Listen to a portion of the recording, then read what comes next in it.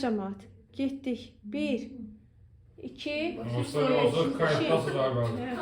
Çin. Getdik Çin'e. Of, Çin'i izah edeceğim. bu teknoloji yaramadıysa. Bu texnologiya mən bu texnologiyadan da çıxardım. Burada yıktı mən. Hə, yaxşı getdik. Neden size 20 dakika vaxt koyup? Çin ölümlə mübarizə. Getdik uşaqlar. Yenə deyirik ki, Böyük Britaniya necə Hindistanın işğalını Austin şirkəti vasitəsilə aparırdı. Eynən Çinin də işğalını Austin şirkəti vasitəsilə aparacaq. Austin dil adını yazmağa ehtiyac varmı? Bəli, sizin üçün ehtiyac var. Austin şirkəti vasitəsilə həyata keçirir. Ardınca gələcək hansı məsələyə? Ümumiyyətlə Çindəki ümumi vəziyyətdən danışacağıq. Ümumi daxili vəziyyətdən danışacağıq. Ümumi daxili vəziyyətdən danışanda deyirik ki, Çin dövlətinin ərazisində hakimiyyətdə Manjur Tsin sülaləsi idi. Bu Manjur Tsin sülaləsi, yəni ingilislər bura gələndə, bu ərazini işğal etmək istəyəndə buranı idarə edən sülalə Manjur Tsin sülaləsidir. İndi biz zəhmət onun hakimiyyət dövrünü yazırıq. Həmin Tsin sülaləsinin deyəcək ki, hakimiyyəti nə vaxtdır? 12-yə qədər. Bəli, 1912-yə qədər hakimiyyətdə Manjur Tsin sülaləsi olmuşdur. Yaxşı, Manjur Tsin sülaləsinin hakimiyyəti dövründə deyir ki, Çin ümumiyyətlə təcridçilik siyasəti həyata keçirirdi. Yəni təcridçilik nə deməkdir? Qapalı dövlətə çevrilmişdir. Heç bir ölkə ilə əlaqələr yaratmır və heç bir ölkənin də öz ərazisinə daxil olmasını istəmirdi. Lakin İngiltərə ərazisindən deyir, bura gətirilərək uşaqlar tiryək satılırdı deyir. Bu tiryəkin satışında deyir, ilk əvvəl həm hökumət tiryək nədir? Patı. Narkotikdir də, yəni nə işə deyək. Həmin ağ ölüm adlandırırdılar da bunu. Həmin tiryəkin satışını deyir, əslində hökumət özü də maraqlı idi. Baxın, qulaq asın, hökumət özü də maraqlı idi buna. Və buna deyir, göz yumurdu. Amma ölkənin həmin gənclərə, hansı ki, əsasən o tiryəkdən kim istifadə edirdi? Gənclər istifadə edirdi. Gənclərə canı yanan bir ziyalı təbəqəsi var. Həmin ziyalı təbəqə deyir, o hökumətə öz etirazını bildirdi ki, tiryək gətirilib ölkədə satılmasın. Başa düşürükmü Duyğu? Bax, tiryək gətirib ölkədə satılmasın deyir, xahiş edirlər ki, bunun qarşısını alın. Çünki istər-istəməz artıq bu ağ ölüm adlandırılırdı və əsasən gənclər bundan istifadə edirdi. Məhz buna görə böyük bir narazılığa səbəb olmuşdu. İndi davam edirik. Davam edəndə bizim burada diqqət yetirəcəyimiz məqam nədir? Bəli, hökumət 1800-cü ildə qərar qəbul edir. Bəli, tiryəkin gətirib satılması qadağan oldu. Amma İngilis neynədir? İngilis hər hansı bir qanuna riayət düz. Bəli, qeyri-legal yollar, yəni qanunsuz yollar ölkəyə gətirib tiryək satır. Yəni bu qanuna məhəl qoymur da. Gətirir, yenə tiryək, belə deyək, müəyyən faktoriyalarda həmin tiryəkləri ambarlarda saxlayır və Çin hökuməti də deyir, xeyr ola, mən sənin gözündə, sən mənim öz gözümdə nə cür görürsən ki, gətirib asanlıqla yenə gətirib tiryək satırsan, elə deyilmi? Və 1800-cü ildə Çin hökuməti də həmin ambarlar yerləşən yeri gedib həmin tiryəki müsadirə edirlər. Niyə? Deyirlər, biz sizə qərar vermişik, qanun vermişik ki, tiryəki gətirib satmayın. Siz isə qaçaq yolla gətirirsiniz. Həqiqətən də haqlıdırlar da müsadirə etməkdə, elə deyil mi? Ambardakı tiryək müsadirə edilir. Və bununla da Çin və İngilis arasında hansı müharibə başlayacaqdır? Birinci tiryək müharibəsi olacaqdır. Bu tiryək müharibəsinin ilini neçənci il yazılır? 1840-1842-ci ildə. İndi Duyğu, məndən soruşsa ki, 42-ci ildə başa çatan bu müharibədə İngilis tərəfi qalib gəlib, yoxsa Çin? İngilis qalib gəlib və hansı müqavilə ilə başa çatıbdır? Nankin müqaviləsi ilə başa çatıbdır deyəcək, oldu mu? Yaxşı, bəs burada nə baş verdi? Nankin müqaviləsi yəni haqlı olduğu halda, öz həqiqətən də haqqını tələb etdiyi halda özü yenə Çin pis vəziyyətdə düşür və təzminat ödəməyə məcbur olur. O cümlədə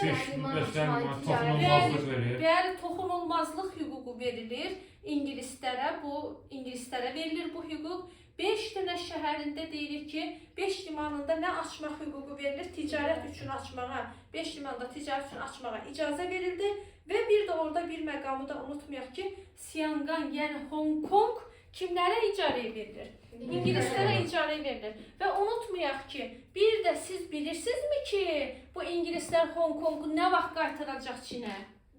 Bilirsinizmi? O zaman mən deyim. 1997-də fikir ver. 1997-yə qədər İngilislər Hong Kongdan necə lazımdır istifadə edirlər.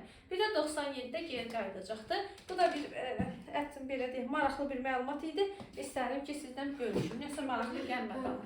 Hə, yaxşı. İndi gələk. Bax burada nə var? Burada necə Hindistanda baş verən bir hərəkat var idi, müstəmləkəyə. Aha, burada Taypinlər. Hindistanda nə idi adı? Sipahilər hərəkatı. İndi bu Taypinlər hərəkatından danışacağıq. Mənası böyük səadət dövləti deməkdir. 14 il davam edibdi. İllərini siz deyirsiniz. Bəli, 1850-1864-cü illəri əhatə etmişdir deyir. İndi bax, mən belə deyirəm. Deyirəm, hərəkat başladı. Başladı deyən kimi avtomatik beynim düşünməlidir ki, nəyə görə başladı? Kimə görə?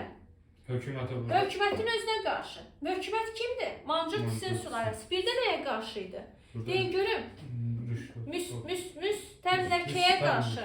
Müstəmləkə kimdir? İngilisidir, fransızıdır. Bəli, müstəmləkəyə qarşı mübarizə başlayır. Taypin hərəkatı 1850-64. Bu da sipahilər kimi ilk əvvəl qalib gəlib, hətta öz istədiklərinə nail olmuşdular. Şahlar imparatorluğunu qurmuşdular.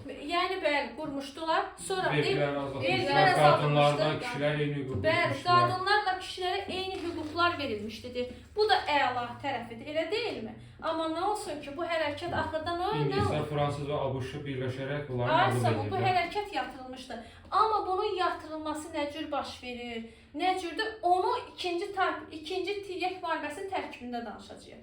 İkinci tiryək müharibəsinin tərkibində danışanda deyirik ki, ikinci tiryək müharibəsi 1856-cı ildə başlayıb, nə vaxta qədər davam edir? 60-da.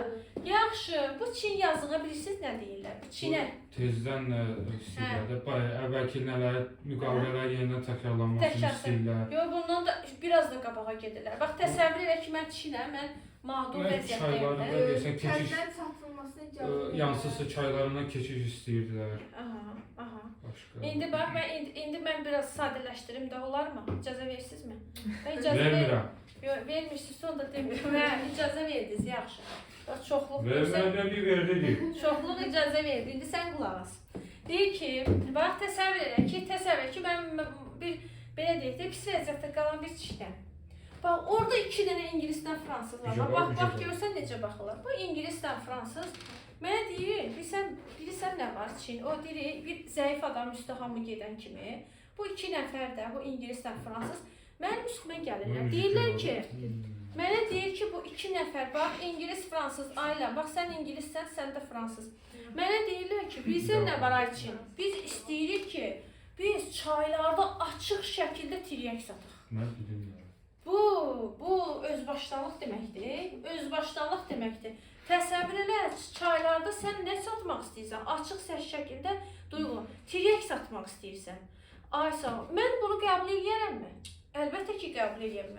Bu nə ilə nə başlayır? İkinci tiryək. 56-60-da başladı. Məğlub olan yenə kim oldu yazıq? Mən Aysa, mən yenə məğlubam.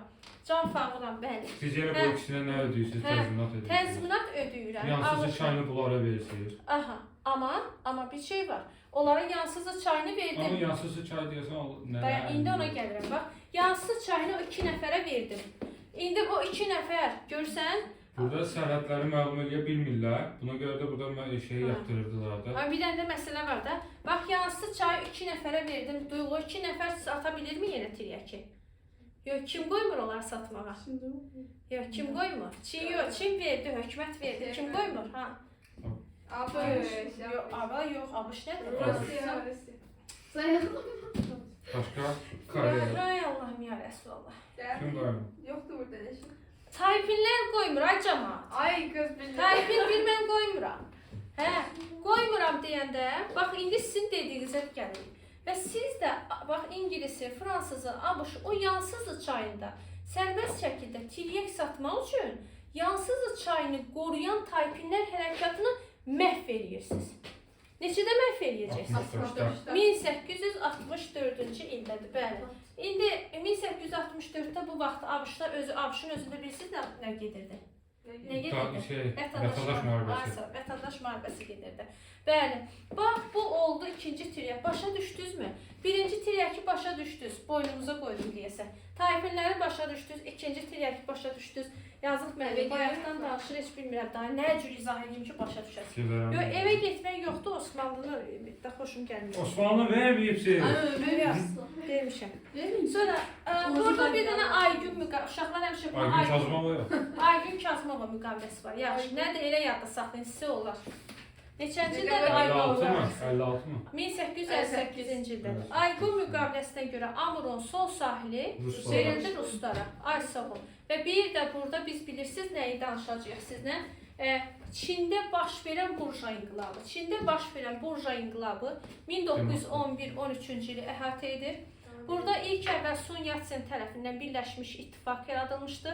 Yaxşı, sən deyə bilərsən ki, müəllim, Tayfinləri bildik nəyə qarşı mübarizə var. Bəs bu kimə qarşı? Bu da yenə müstəmləkəyə və mövcud rejimə qarşı mübarizə aparır. İnqilab qalib gəlir, ölkədə monarxiya devrilir. Ölkənin ilk prezidenti, bax, İngilis sözü də, san nədir? Günəş, günəşdən yadda saxla. Elə bilin ki, 1911-13-cü ildə, 12-ci ildə Günəş çıxdı. Çində günəş çıxdı. Və ilk prezident kim oldu? Sun Yat-sen. Belə yadda saxlayırsan. Yəni çiçəklənmə dövrü oldu. Həqiqətən də parlamağa başladı ölkə. Sun Yat-sen və ölkədə nə qəbul edildi? Konstitusiya qəbul edildi. İndi sənin qanını içim, sən də gör. Aha, Sun Yat-sen. Yaxşı, oldu, bu da oldu Çin. İndi soruşuram Çin'im. Çin'i bir də soruşuram, sonra gedirik Osmanlıya. Videoya bağlayasınız. Videomu bağlayaq da ayıbdır.